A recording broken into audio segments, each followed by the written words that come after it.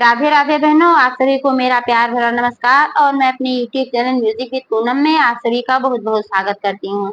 बहनों, आज मैं शीतला माता की एक बहुत ही सुंदर सी कथा लेकर आई हूँ, क्योंकि कल शीतला सप्तमी का व्रत है और आप इस अवसर पर शीतला माता की कथा अवश्य सुने। इससे बहुत ही फल मिलता है, बहुत ही फलदायी कथा है। किसी भी कथा को अधूरा नहीं छोड़ना चाहिए और ऐसे ही शीतला माता की भी कथा को पूरा सुनना चाहिए। कोई भी कथा को या पूजा पाठ को अधूरा नहीं छोड़ना चाहिए, पूरे मन के साथ सुनना और कहना चाहिए। तो एक बार बोलो शीतला माता की जय। एक बार शीतला माता ने विचार किया कि चलो धरती पर चलकर देखती हूँ कि कौन मेरी पूजा कर रहा है और कौन नहीं कर रहा है।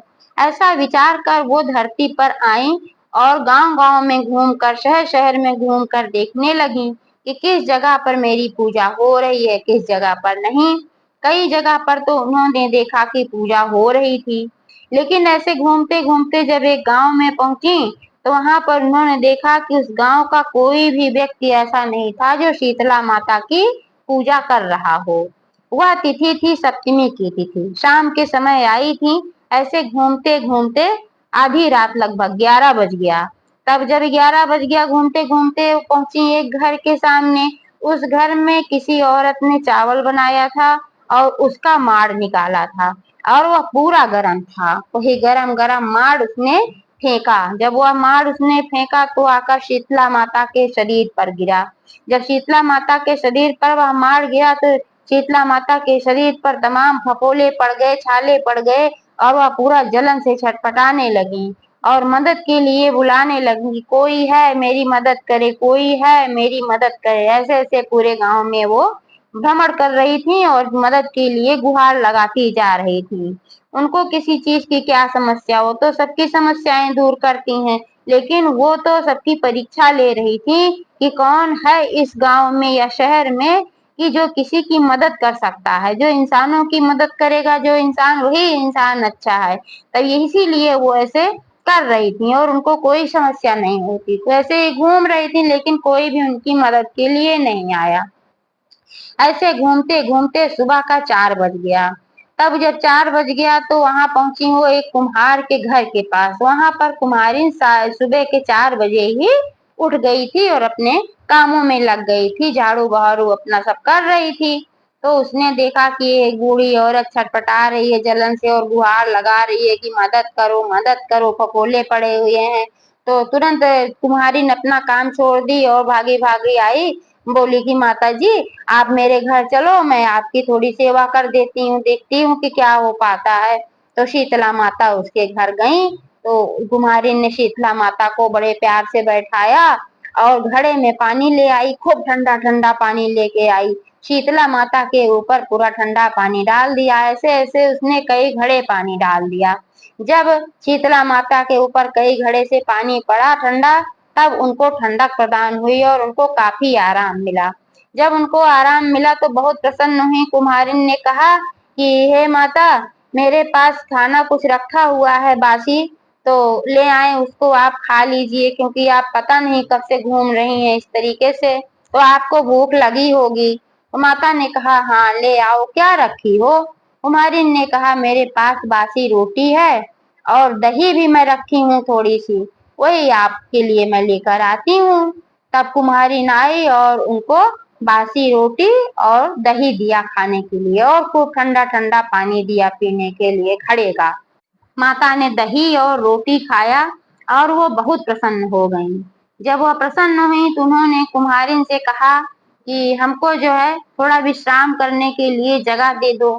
तो कुम्हारिन ने कहा कि मैं क्या बताऊं, विश्राम करने के लिए जगह तो मैं दे ही दूंगी, लेकिन आप देख रही हैं कि मेरे घर में तो एकदम दरिद्रता है, ना एक खटिया है ढंग की, ना एक बिस्तरा है, कुछ भी नहीं है। मैं किससे आपको आराम करने के लिए दूं, मैं बहुत गरीब हूँ, मेरे घर में बहुत दरिद्रता है।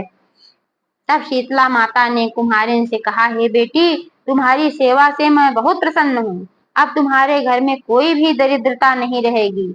मैं तुम्हारे घर की सारी दरिद्रता झाड़ कर फेंक देती हूँ। ऐसा कहकर वे अपने असली रूप में आ गईं।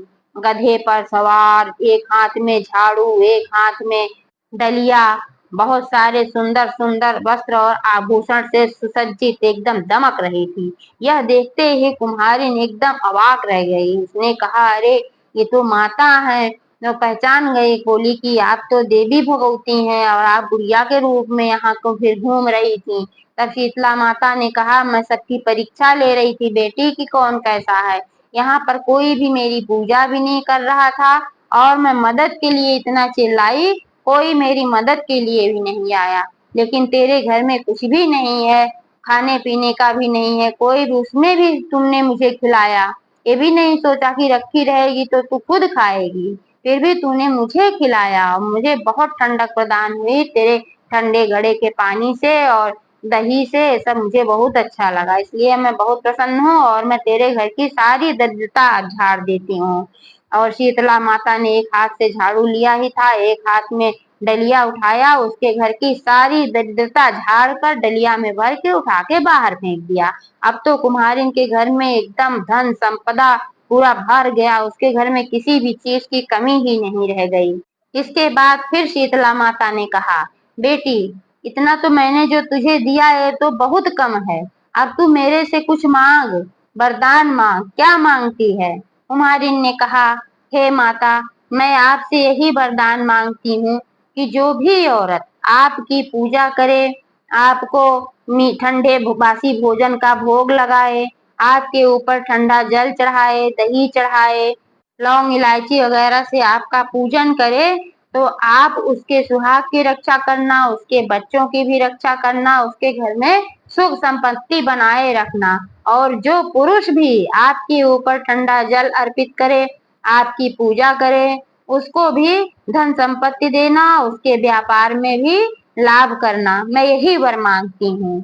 तो शीतला माता ने कहा, तथास्तु बेटी, जैसा तूने कहा है सब ऐसा ही होगा। और उसी दिन से ये प्रचलन हो गया कि बासी भोजन का ही शीतला माता को भोग लगता है, और जो भी इस तरीके से शीतला माता की पूजन करता है, उनको बासी भोजन का भोग लगाता है, उनको ठंडा खाना पसंद है, तो ठंडा खाना और ये ठंडी चीजें, दही है, ठंडा पानी, जल, ये सब का जो चढ़ाता है, तो शीतला माता उसकी रक्षा करती हैं, उसके बच्चों की रक्षा करती हैं, उसके परिवार की रक्षा करती हैं और धन संपत्ति से उसका घर भर देती हैं। एक बार प्रेम से बोलो शीतला माता की जय।